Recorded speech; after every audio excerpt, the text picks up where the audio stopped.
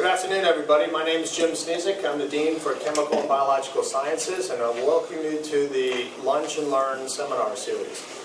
Today's speaker is Dr. Joelle Presson, and she is the Assistant Dean for the College of Computer, Mathematical, and Natural Sciences at the University of Maryland at College Park. She holds a PhD in neurobiology. Joelle is an accomplished professor and author. In 2017, Joelle received the University of Maryland President's Distinguished Service Award for her exemplary contributions to undergraduate teaching and learning and for her leadership and innovation in course and curriculum development. Joelle is my go-to person when I have a question about the University of Maryland. And vice versa. I'm proud to call her a colleague, my boss, because I teach there, and my friend. I give you Dr. Joelle Presson. Okay, so we're going to talk about what it takes to transfer from a community college to a four-year school. We're going to talk about College Park, but what we're going to talk about applies regardless of where you're going. And then, depending on what your interests and needs are, we may talk a little bit about how to get to professional or graduate school, whatever you think you want to do. But I'd like to find out who the students are.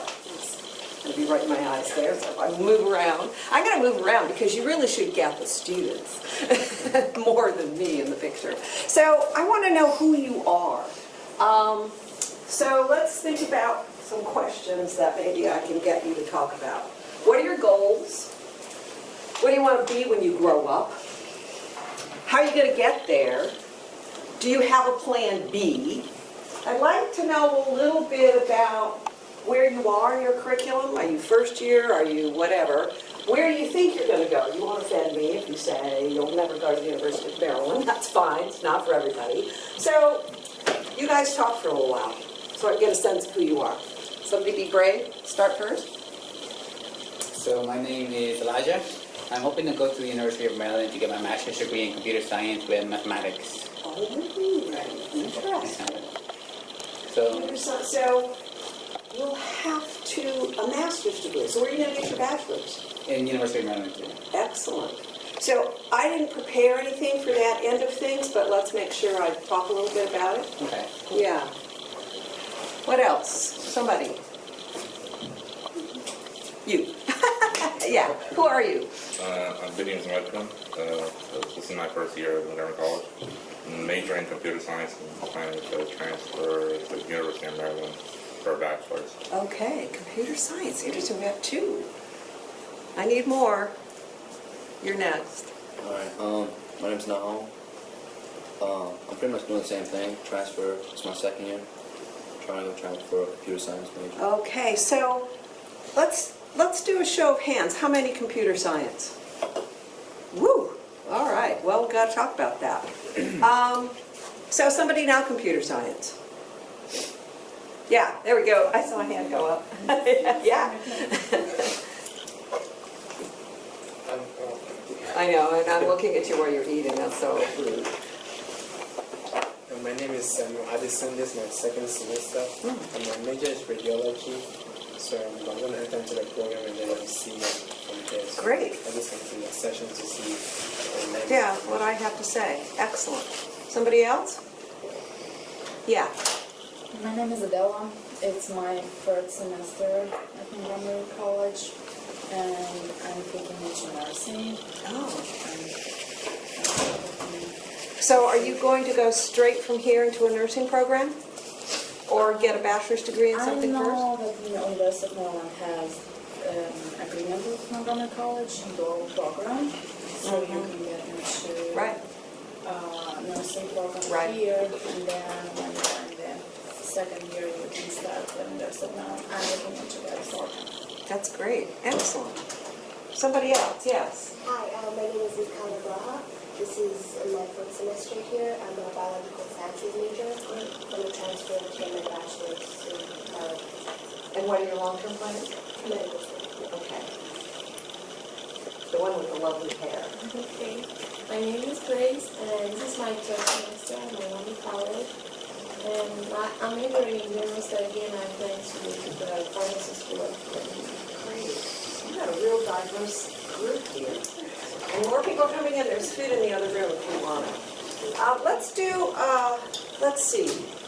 do a show of hands. How many are interested ultimately in health-related professions? Medical school, dental school, so it's a mix.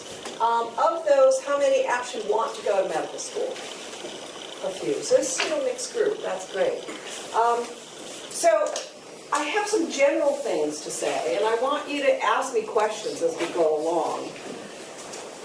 The general things we have to say will apply to everybody, and then I think we can address some of the specific career goals you have. And so everybody's just going to have to be patient because we're going to be talking about med school, computer science, etc. So we will wing it a little bit. So a little bit of a plug for Maryland. I don't know, I have this for biological sciences because I didn't know what the audience would be. Maryland's a strong school, whatever you want to go into. It doesn't have its own nursing degree. It doesn't have technical degrees. So if you've got your sights set on something like that, that's great. You find the programs that work for you. I do always ask students to think a little bit if they're going to go straight into a radiology program or a nursing program, to make sure you understand the doors you're opening and closing. So if you think about getting a bachelor's in nursing, what if you change your mind in 5 years? And I'm not saying a bachelor's in nursing is bad. You know, it's a great profession, critical. But you can get a bachelor's degree and then go get a nursing degree. It takes a long time. So it's just something to think about, to make sure that you understand what your paths are. So if in 5 years you decide to change your mind, how do you then get where you want to go? And know what some of those options and pathways are. So I think that's important. Computer science. What does that mean? What is it? What are you going to do with a computer science degree? What are you going to study to get there? Somebody in computer science? What do you think? So if you go to the University of Maryland and get a bachelor's degree in computer science, what are you doing? I'm going to pick on you. I want to be a software architect or software engineer. Software engineer, so I'm a biologist. What does that mean? Just create awesome programs or applications. Programming. Yeah. Is there any other senses of computer science? Yeah.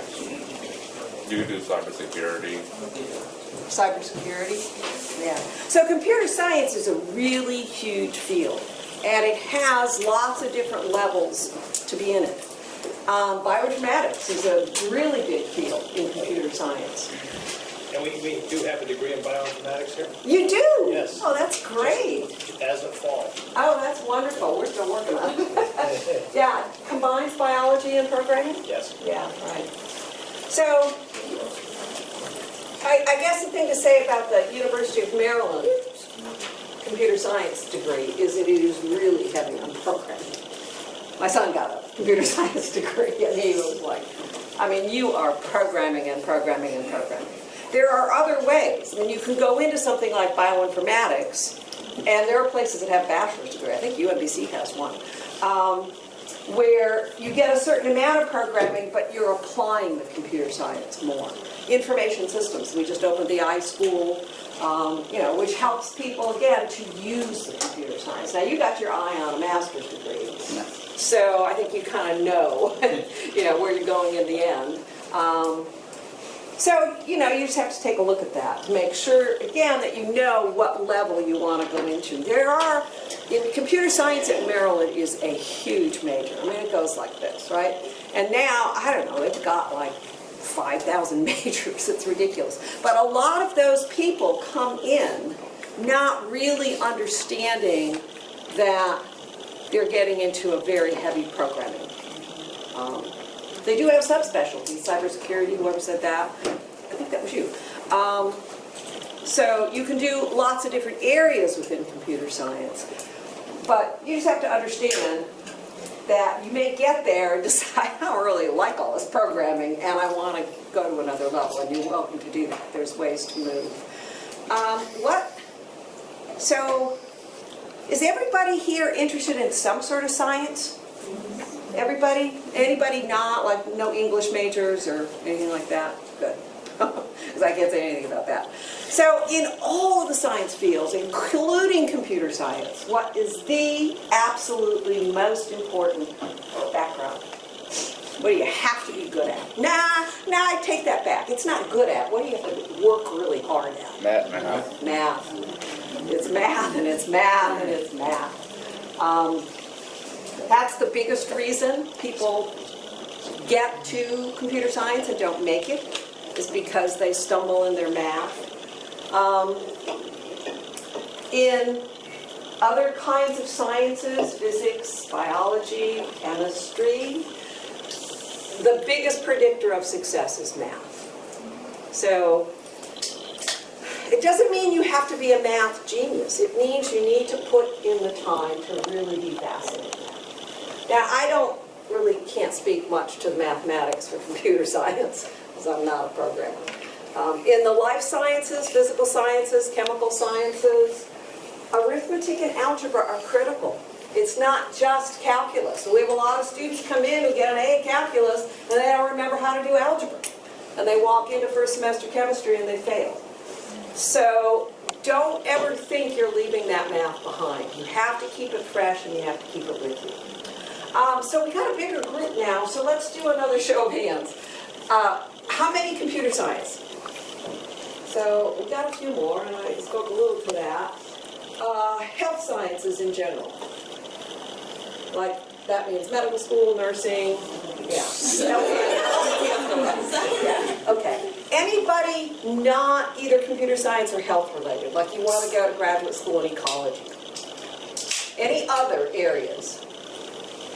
Speak up. So we got basic health science and we got computer science. That's a good mix. I was just talking with a young man, I haven't met him yet, who wants to go to medical school and go into information systems and computer science. So he's going to do an MD PhD in information systems and medicine. I mean, he wants to do like health records and yeah. And apparently there are programs out there, MD PhD programs. So the world is big, right? So of the health people, I want to get a show of the hands of pre-med. You want to be a doctor when you grow up.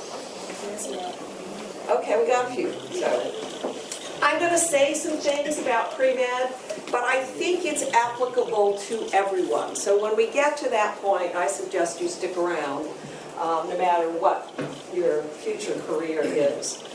Okay, so how many of you want to transfer to some four-year school and get a bachelor's degree? Yeah, so is that almost everybody? Okay. So that's really what we're speaking to here, is how to be successful. We don't need to talk about this. Lots of different majors at UMD, but this is true everywhere. You know, it doesn't really matter where you go, in a sense. All of the four-year schools are good. You need to find the place that fits with your expectations, your personalities, what programs they have. You know, so this person who wants to do this joint MD PhD is looking at UMBC because they also have a strong, some sort of program like that. I can't remember what it is. So one of the things about Maryland, I always call it Maryland because to me there's only one University of Maryland, and you just have to forgive me for that. It's big. I mean, it is big. There's 35,000 students, and we're going to talk a little bit about how to transfer and how to make that a little more comfortable. Sometimes it's scary because it's so big, but to me that big size also gives an incredible amount of opportunity. I think that the University of Maryland really tries hard to make that big school a small school. It's a little harder for transfer students. Doesn't matter where you're transferring to or from. because you have the expectation that you're already partway there, right? You've already adjusted to college. You're ready to get on with it. But really, making connections to the place you're going is critically important. I don't care whether it's Towson or Eastern Shore or UMBC or, you know, someplace in New Jersey. You have to make connections. So how would you do that? So you walk it onto campus. Are you going to live on campus? No, probably not. Are you going to spend time on campus? Yeah. Yeah. Why will I not live on campus? Well, that's a good question. And I'm not an expert, but most of the housing is taken by freshmen. But there may be options, and if you want to email me, I'll certainly find out. Thank you. In my experience, most of the transfer students are not living on campus, but I quite honestly don't know the details of how many dorm spaces are open. But if you went into a dorm, then you'd have to understand that you're in there with the 18-year-olds, which you may or may not want to do. There is kind of apartment-style housing on the campus. South Commons is apartment-style housing for upper-level students, and that certainly may be available. That's a good question. But if you're not going to live on campus, it's even more important that you figure out ways to be connected. So, I'm going to ask another question in a minute, but what do you do for fun? Somebody just give me something you do for fun. Well, making sure that it's like legal and not a hobby. Scroll through the internet. Say? Scroll through the internet. I still can't hear you. Scroll through the internet. Scroll through the internet? No. Let me ask for a hobby that you might do with other people. Music. Music. Excellent. Do you play something, an instrument, or sing? Yeah, both. Oh, that's wonderful. What else? What do you do? You must do something. Sports. Give me a sport. Dance. Gosh, I interviewed a young lady the other day coming to Maryland who's into like Indian dance. She's really into it, and there's a group on campus that does it. She said they perform all over the place. She can't wait to get connected up with them. Other sports. Tennis? Tennis. Yeah. So, there's a lot of other things. Service. Do you think about service? Like going out there and helping people? Yeah? Yeah. So the point is, you walk on campus, one of the first things you should do before you even get there, whether it's at UMBC or anywhere else, is find the campus groups that you want to associate with. There are pre-med societies for sure, but there are lots of other groups as well. You don't want to get too overwhelmed, but you've got to have something in your life besides school. And there are data that students who are connected to campus, who make connections with other students, actually do better academically than students who don't. So the idea that you would drive to campus, take your classes, go home and study by yourself, forget that. You have to make connections to be successful. The campus has to be meaningful to you. So at a place like Maryland, there's like every possible group in the universe, and other students will know what those groups are. They're all on the Stamp Student Union site. If you're really interested in something in particular, reach out. Reach out to me, reach out to Jim, and we can do some networking and find a place for you to get connected. So I think that's important, and it's one of the, I think, real strong points of Maryland. It's a very diverse place along every single dimension you can imagine. Yeah, it's big, but that bigness gets to be really fun once you realize the opportunities it gives you. The faculty at Maryland are pretty exceptional, I would say. My experience is that they combine kind of academic expertise with a care for learning and teaching.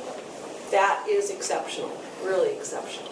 You will go to Maryland and find large classes, but it's nothing like some other places. I mean, I talk to students who are looking at different institutions, and I don't remember who they are, but You know, they'll go visit a biology class and they'll have 600 students and the faculty member is on a big screen like, you know, a tennis match or something. So I think it's a good mix. The people who teach your classes are incredible experts in the field. I'm going to say something that Jim told me to avoid saying. No, physics for life sciences. I was a part of a group of faculty who developed the Physics for Life Sciences course at Maryland. And it took us 4 years of conversations to do it. But to be in that room for 4 years and listen to the top physicists and the top biologists talk at the top level of their fields about the interaction, I was just like stunned. These people are really smart. And what they were talking about is developing teaching. So I think that's a plug for Maryland. Laboratory research. This is something that sometimes transfer students, again, no matter where you come from, but they have a hard time finding. You know, it takes time to figure out who the faculty are and find a research opportunity. If it's something you want to do, I would strongly encourage it. Again, reach out, make connections. Now you know me and you know Jim, so you know 2 people who can help you find your way around, and that's what we're there for. The opportunity to do real active research in a lab with somebody who's doing, I mean, you know, you open up your textbooks, the people in the textbooks, they're at Maryland doing the research, right? Computer science, just huge, high quality research. You say you want a master's degree, think about a PhD as well. Maryland has an excellent PhD program in computer science, and that's where you really get into doing computer science research. I would strongly encourage you, no matter what field you want to go into, to think about it. And again, you got to reach out and make connections to find those opportunities. Okay, well, now we have to go to the, oh, well, let's stop with that. What are you worried about? No, moment of truth. Does anything worry you about transfer, no matter where you're going? It's going to be a breeze? You're panicked? Yes. Credits being accepted for Oh, everybody says credits being institution. I know. Yeah. They are. I mean, for Montgomery College, it's pretty straightforward.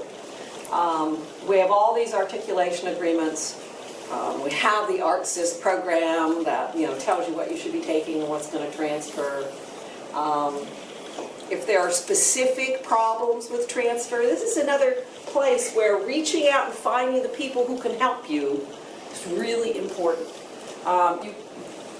You have to accept what the institution says, but you don't have to take the first no you get, right? You just keep looking for people until you find somebody who's going to really deal with you. Will everybody deal with you in the most supportive and helpful way ever? No, it's not reality. But there are people who will help you. So if you have concerns about the transfer, find somebody to sit and talk to you. If your first advisor can't do it, start asking friends. Who do you go to when there's a problem? Usually it ends up being me. But not in computer science. Yeah, there are people in the college office where I work that specialize in that field and they can help you. So you just have to keep networking until it's done. And from Montgomery, it's usually okay. Students who transfer from four-year institutions can often have more problems because, you know, we haven't worked to align with, I don't know, the University of North Texas or something. But there's also, students always think, I've already done a year, I'm on the four-year plan, I've got 3 more years and that's it. But if you haven't been careful about how you're planning your transfer, that may not happen. And again, it's nothing to do with Montgomery College, you guys are in better shape than most. But sometimes, depending on how you change your mind, depending on what you want to do, you may end up taking another semester. Every single student I've ever talked to is in a hurry, right? I gotta get there. If you're in a hurry, take the long way. Because if you take shortcuts, you're gonna have to go back and make up for them. So, while you don't take the first no, you also have to listen to the people who have experience. Because your best friend says something doesn't mean that's the way the rules are gonna work or that's best for you. So that's good. What else are we worried about? Yeah. how would you advise people, I guess, working full-time and transferring Thank you. from 2 year to a 4 year? Thank you. I think I will piggyback on that to, we'll get rid of that, to this slide. I think that's the toughest news. And it doesn't matter whether you're transferring from high school, from community college, from a 4-year school. That's the bottom line. College is a full-time job. I think if you count up all the hours in the week, that you can do college and work for 10 or 15, maybe even 20 hours a week if you're really careful. But it's tough. You have to financially support yourself. But you also have to make hard decisions. So one of the hats I wear at Maryland is I run a program for students who want to go to medical school who already have a bachelor's degree. Some of them are English majors, some of them are business majors, but some of them are students who, oh, I had to work so many hours as an undergraduate and my GPA is lousy. And now I have to go back and make up for it. When you want to go to graduate school, when you want to get into nursing school, when you want to go to medical school, dental school, they don't care. They don't care about your life story. They only care about your credentials because all of these places are competitive. So if you make the decision now that I have to work 40 hours a week and you decide I have to take a full load of courses, it's just not going to work. You got to add up all the hours in your week and figure out how you're going to do it. College is a full-time professional job. I'm getting a little older. I don't work as much as I used to, but I still work 50 or 60 hours a week. That's my job. College is your job. I don't know if you have to do that at community college. I don't know. But, so, if you are sitting in class, in a biology class, 3 hours a week, Monday, Wednesday, Friday, 10 to 10:50. Those hours, is that where you learn the material? No, it is not where you learn the material. That is where the instructor tells you what you are responsible for knowing, where the instructor tries to explain the key concepts, but you are responsible for the learning. It is not the faculty member's responsibility that you learn. You have to go outside of class and figure out how to learn the material. That's the biggest stumbling block for anybody coming into a university, is thinking that, oh, gee, I'm only in class for 20 hours. Look at all this free time. Look at all this free time I have. You have to use that time effectively. Study groups, office hours, reviewing the material. In some courses, like computer science, you're going to be given all that work to do. You're going to have so much homework to do that. It's just like, you're going to be programming until you're just like, can't stand it. But there are some disciplines where they don't give you the homework. In biology, we're moving towards it, but it's less likely that you will be told explicitly what to study. You got the lecture slides, you got your textbook. How many of you read your textbooks? I know. I mean, I swear, I read course evaluations, and I swear, there was one I read recently. You don't really expect us to read, do you? Don't you know that students don't read? I mean, this was in a course evaluation. You couldn't believe it. Yeah, you have to be able to read. Are the textbooks dry? Are the textbooks boring? Too bad. You paid for it, read it. Don't underline everything, read it. Now, in biology and chemistry, I don't know, I've never looked at a computer science textbook. In biology and chemistry and physics, what you're really paying for, you're paying for those figures. That's what you're really paying for. They spend a lot of money developing those figures. Has anybody used Campbell in biology? Yeah, I mean, it's kind of traditional. Those figures are amazing. And they really outline the details of the process. So anyway, it's up to you to put the time in. Depending on your courses, they're not all the same, but depending on your courses, it's 50 to 60 hours a week. If you have to work 40 hours a week, you got to figure out what's going to give. So maybe you only take 12 credits. You have to accept that. You just have to accept it. Otherwise, you're going to end up with C's and you ain't going anywhere. So. All right, so now I'll move back to the bad news.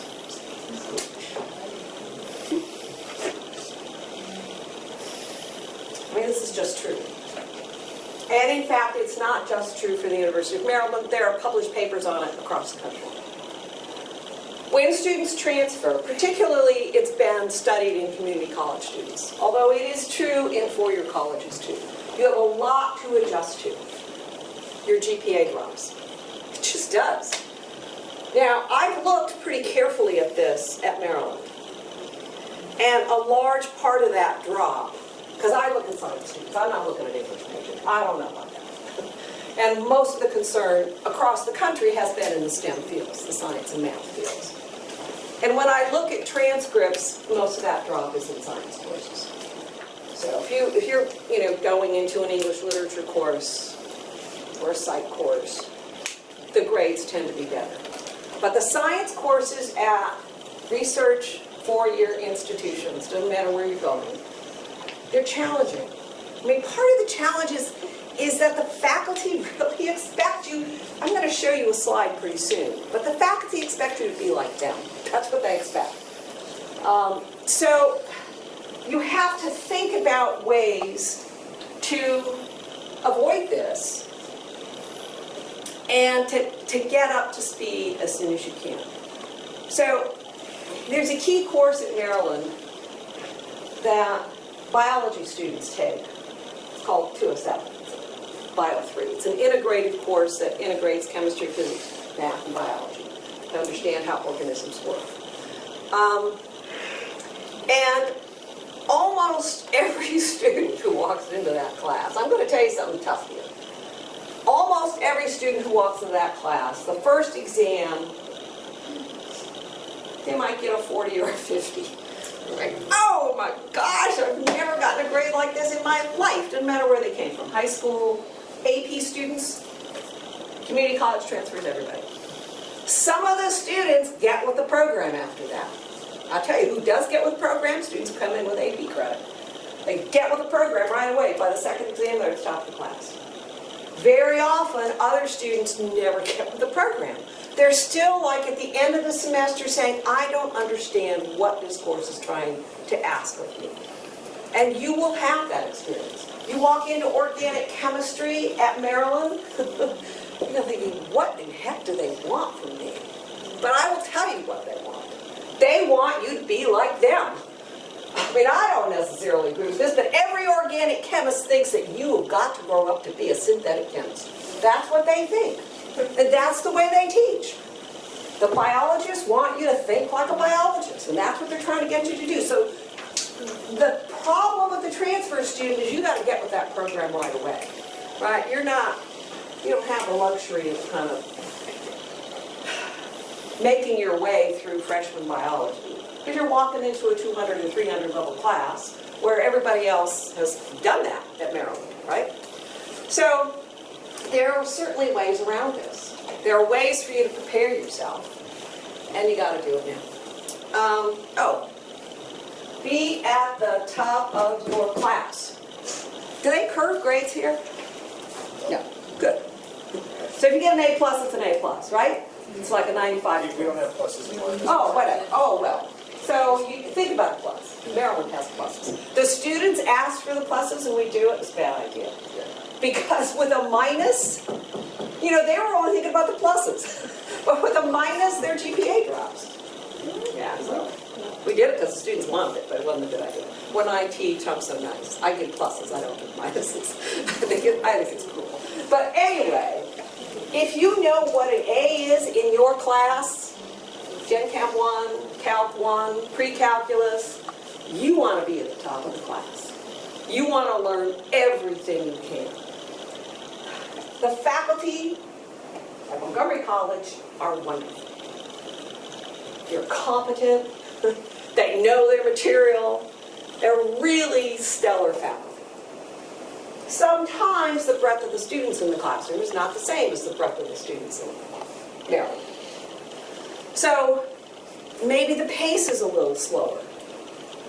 Maybe the expectations for high-level work aren't quite the same because they're dealing with a different population. You got to be at the top of the class. So I'm telling you, if you get an A+ in Gen Chem 1, you're good to go. If you get a B in Gen Chem 1, I was going to show you, yeah, That's a question. yeah, So if you get an A-, your GPA drops. Is that what you're saying? at Maryland, yeah. If the faculty member gives pluses and minuses. I know, I think it's terrible. It's not fair. It's not fair. I think an A- is a B+. Yeah, that's kind of the way it is. I know. I think it's terrible. Many faculty don't do it. But then they get pressure. Why don't you give pluses and minuses? Yeah, yeah, I don't give minuses. So it's just something you have to be aware of. Yeah, like you said, an A- actually goes into your GPA as like a 2.7. You know, it's like a B+ or 3.7. Yeah, 3.7. I think it's terribly unfair. Was there a hand? Yeah. I just wanted to say, like most of the times, instructor always say you have to be on top of the class, you have to know everything. Like if the professor teaches you this, you have to go back and review it and do everything, exercise everything. But like sometimes it's not always the student. It can also be the professor because you took on that stuff. But you know what? Professor. Nobody cares. I'm sorry. Yeah, that's true. So go to Jim and say, fire that person. I mean, there are certainly places to go, but not every professor is good. If you're going to apply to medical school, they don't care.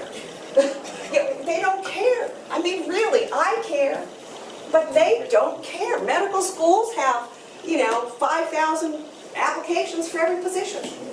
They expect you to be able to learn the material regardless, right?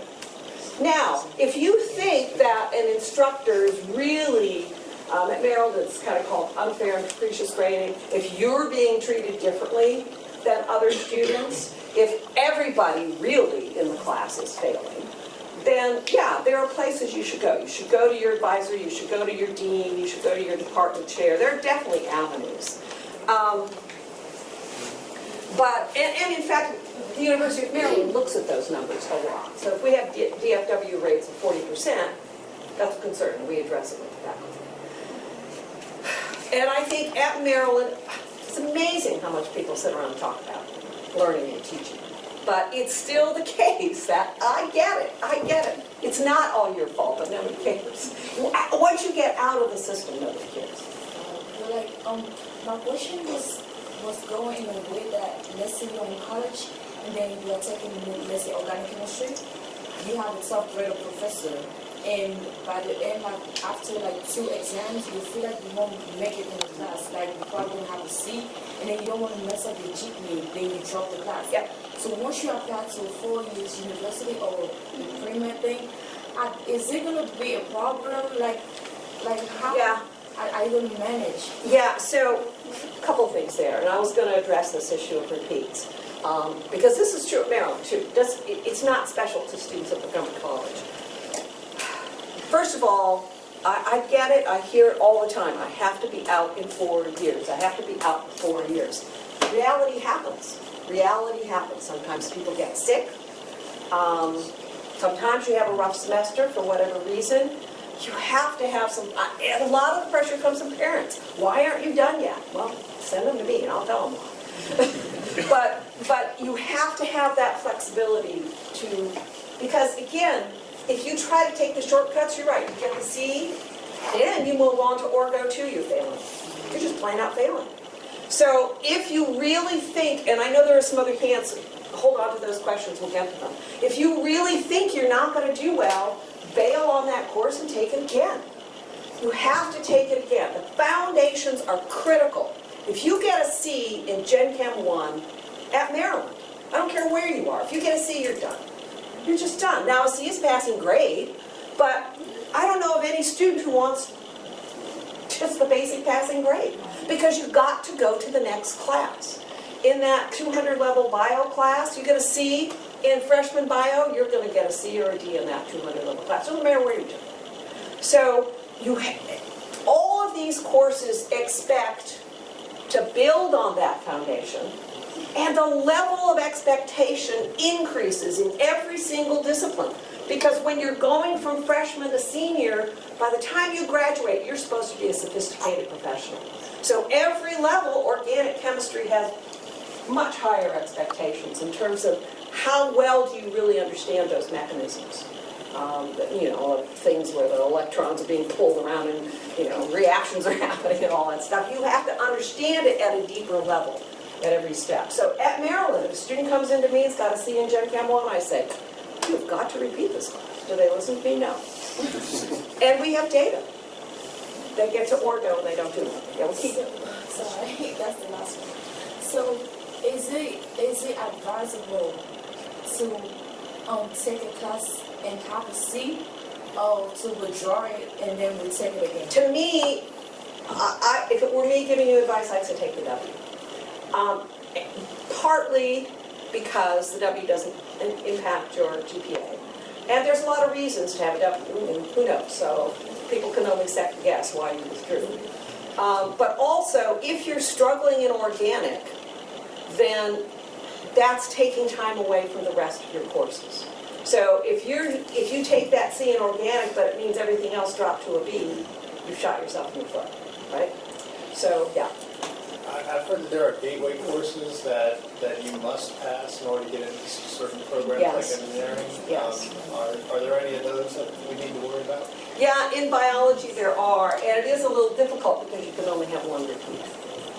So in biology, it's bio 1 and 2, 2 semesters of chemistry, whatever it is, and 1 semester of math. However, this goes back to something we were talking about before.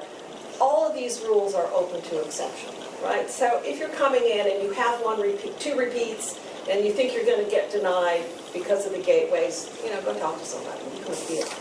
You can always appeal. So yeah, let's get some other questions. Sorry, I'm moving around all the time, but that's my nature. So my question is, isn't the material the same? Like what we're learning at, like we have competent teachers and everything here, and we have professionals at UMD. So, Yeah. Well, so when we're transferring, are you learning the same? yeah. So, Because the drop that you're mentioning, the fact that students drop, like why does that happen? It's the material. because it's not about the material, it's what you can do with the material. And I've got some other slides I was going to go through. I was going to actually go through some sample MCAT slides to make the point. Because I'm just going to go to that because it happens to be the MCAT, but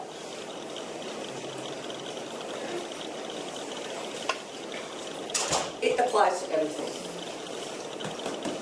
This is what you need to do. So I read course evaluations, right?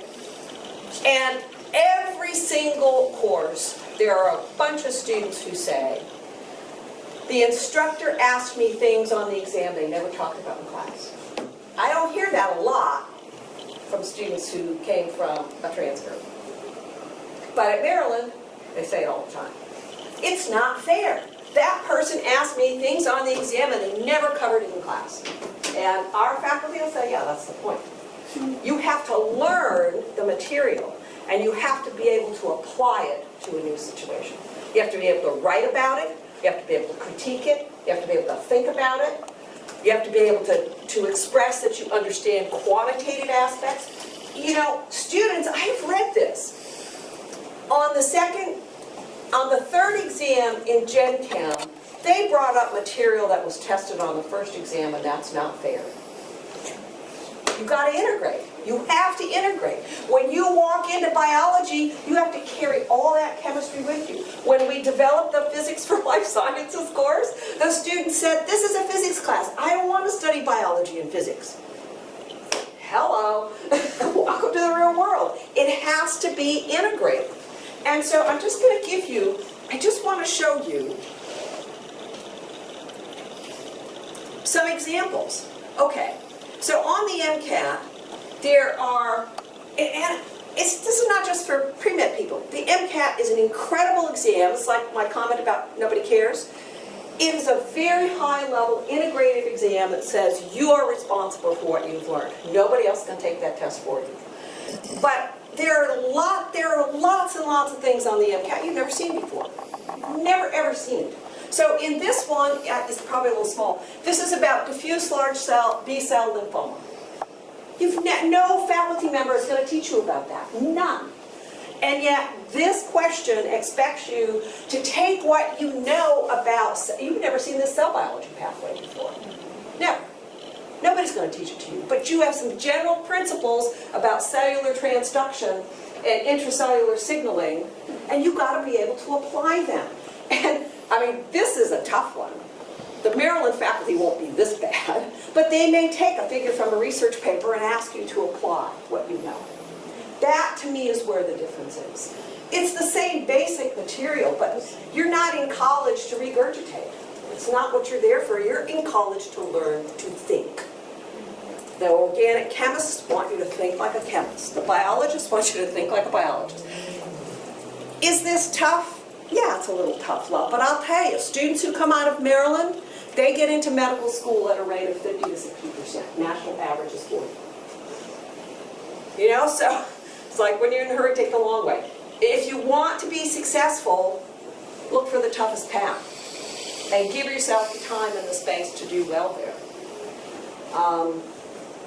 Yeah, so that's what I think the difference is. It's the expectation. A couple of other questions? How are we doing time-wise? Oh yeah, we're close. Yeah, I have another question about transferring, actually. So already have a bachelor's and then you're getting classes to go for medical school. Is it, so not, this isn't actually even specifically the UMD, so I'm going to answer this, but in general, is it better to have the associate's degree for transferability than just having standalone classes? The gym has to close his ears. Are you talking about to go to transfer to get a bachelor's degree, or as a post-bac? To get a medical degree. Well, first of all, you have to get a bachelor's degree before you get a medical degree. Right. So, but already have a bachelor's degree, but just without all the science. Oh, those no. science courses. That's a little different situation. In that particular case, you don't need any other degree. You just need to get the courses. But I'm going to be honest with you, don't take those courses at a community college. Just don't do it. I mean, it's kind of an unwritten rule, but the medical schools don't weigh those GPAs as high. And I think, again, chemistry, for the people going into life sciences, chemistry is critical. And I've looked, students who take their chemistry courses at a community college, their MCAT scores aren't as good. Say that one more time, please. Say that one more time. For students who take their chemistry courses, all of them, at a community college, their MCAT scores are not as good. Does it matter on the community college? Yeah, I didn't even look. Did not look. No, because we're not getting. Because I know that program is very good. That probably is true. But this is why, again, when I look at the transfer students from Montgomery College, some of them are transferring with B's and C's in chemistry. It's those students who aren't making it, right? They're not making it. So if you're at the top of the class, make sure you get A's, and when you get to that next level, it doesn't matter really whether you're moving from Gen Chem 1 or from Orgo 1, but you have to master that material. That's the most important thing. And you got to ask. So for people who are interested in medical school, I think you should be looking at the MCAT now. Look at it now. It will give you an objective external standard for what the expectations are. I tell the students at Maryland the same thing. Look at it now. You can go to aamc.org. They've got this long list which will just make you fall over of everything you need for the MCAT. And they got a bunch of practice stuff. You got to pay for it, but that's where I got this stuff. It's all on the AMC website. And so that sets you a clear expectation. You can take the practice tests in chemistry and see where you're at. If you're good, teach your team. If you're not, you go back. You don't move to that next class until you really master the material. You should, I think I have cards. We should maybe talk more since you're a postbac, a little different. In terms of generally transferring with the AA degree or not, I just think it's a personal decision. A lot of students come to Maryland long before they get the AA degree. Some of them have it. It's just really your own personal situation. All of this applies whether you have an AA degree or not. But that said, if you're walking into 300 level courses, you have to be prepared to get with the program really fast when you transfer. But you and I should talk. Okay, question. So, you said that if you have a B, that's not mastery. So what if you got like an 89 and it's a high B? I know, and I get that. But you're aware of I like get your that. simple Yeah. mistakes. Should you still retake the Yeah, course? I find that students tend to have a good sense of whether they've really mastered it. But don't fool yourself, because it's not just about the grade. How many extra points did you get? How much extra credit? How much was homework? But if you look at your exam grades, and if you're, getting dinged because of decimal points, I wouldn't worry about it. But if you're looking at your exams and you say, to be honest, there's really some stuff here I don't get. That B+ was really because the professor gave me extra points and I did really well in all the quizzes, but then I walked into the exams and didn't do well. Many students will see that and say, yeah, I don't really master it. Other students will see that and say, well, I'm just not good at taking exams. I hear that a lot. Well, you gotta be good at taking exams. I mean, if you're not good at it, you have to work at it. Jim and I were just talking a little bit about tutors. Tutors can be good, but you have to remember when you're going to graduate school, when you're going to nursing school, wherever you're going, to radiology school, you're not gonna have a tutor. You can't tutor your way through medical school. So the faster you can get to mastering your own study skills, the better. And again, if it means you slow down for a semester and take fewer courses so that you really get how to study, what the expectations are, God, you're just so much better. It's going to take you an extra semester, but this is about your whole life. Yeah, I'm just mother talking. Yes? Did you say an associate's degree? Let me ask a question. I don't want to. Does an associate's degree help you transfer smoother? I actually don't think so. There are some gen ed issues that can come in with an associate's, but you're spending the time either way. So should you get it or not? I think it's up to you. I don't think there's any hard and fast rule. I think it's where you're comfortable, your finances, what else is going on in your life. Because the counselors do advise you to get one because they say it helps. You don't have to take some other extra courses that you might be forced to take. But if you have an associate's, you're safe. So you're telling me that may not be the case. I'd be happy to help you answer those questions if you want to come see me.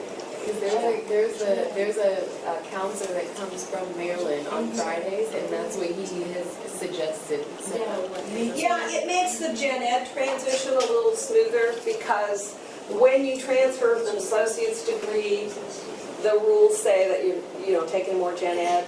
But again, you're spending the time anyway. The number of gen ed courses is pretty much the same. And I'll tell you, the gen ed courses in Maryland are really good. I teach one. It is really good.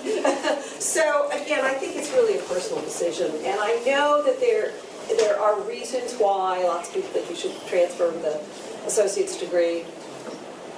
But it kind of depends on your long-term plans. Yeah. One other thing is that if you do not finish your four-year degree, you have a degree to fall back. That's true. And the other thing is that we also have advanced transfer agreements, Yeah. so that if you do decide to transfer early before you receive your associates, you can transfer back a certain number of credits There you go. towards your associates here and receive them That's after you good. transfer. Yeah. Your advisors can tell you about that. But, I think it depends a little on, to me, the balance is that getting to the place you're going to be long-term and getting with the program there. Whenever you transfer, you have to get with the program, wherever you're going. Okay, questions? Where are we? Yes. So you might have already covered this. What kind of financial support does American Communities provide to transfer students? I Is don't it know different the from- answer to that. I live in the academic realm, but maybe could we put something together about that, Jim? Do we? Yeah, we can. Yeah. Because a lot of us are Right, Let me absolutely. jump in. My name is Dean Schleicher. I'm the Articulation and Oh, Transfer good. Specialist at Well, Montgomery there you go. College. There is not a lot of money given by Maryland to students that are looking to transfer. They have some prestigious scholarships, including the Regent Scholarship. Otherwise, those are for students with a 4.0 and tons of leadership activities. So there are some rare opportunities, but for the most part, there is not aid coming from Maryland in the form of a scholarship. Let me also ask, in my own college, because I do know that they have been increasing the local reaching out to donors and stuff, and I don't know how much of that goes to transfer. Yeah, so definitely should look into it. Yes. When does, I know you said repeating certain courses are better for you to have that good base for your future, but when does repeating classes become negative to your GPA? Absolutely. Like your standing within transfer? Absolutely. I think if you repeat first of all, if you repeat once, and the second time you get a B, that's telling you something, right? That's telling you something about your ability, your commitment, whatever, in that particular field. So if you get a D in Calc 1 and you repeat it and get a B, you got to ask yourself hard questions about where you're going with it. If you repeat Calc 1, get an A, and I've seen this, and then you get to Calc 2 and you get another C or a C minus, you can't repeat your way through the major. So I think it's tough questions you have to ask yourself. If it was, you just couldn't get used to chemistry, and you repeat it and you get an A, and you go to Orgo 1 and you get an A, then you're good. You're not going to have to repeat. But if you repeat a couple of times, or if you take that next course and get a C after you had to repeat the first one, there's something wrong with your foundations there. You have to ask yourself hard questions. So you're saying basically it's best, it's pretty much okay to repeat those introductory classes, but once you get into that second level when you're repeating, it starts to look negative. Right, but again, if you've got 3 repeats on your transcript and you still are determined you're going to be a computer science major, I think you have to ask yourself some really hard questions. There are lots of paths for people. And again, I see these postbacks all the time. It's not the right time in your life for whatever reason. You may come back to it 5 years later and do just fine. But you don't want to keep beating your head against the wall. If you've repeated, you just have to ask yourself hard questions. And come to people like me, people like Jim, and talk. If your first semester you got all C's, well, there's something going on there, right? But we just have data across the board that C's in those intro courses, they're not good. So do we have somebody else coming in here? Yeah, we have an event starting at 1. Okay, sorry. We've just been chatting and chatting and chatting. So I will leave some of my cards. I don't know that I have to know everybody, but if you want them, or Jim knows where to find them. Thank you, Joelle.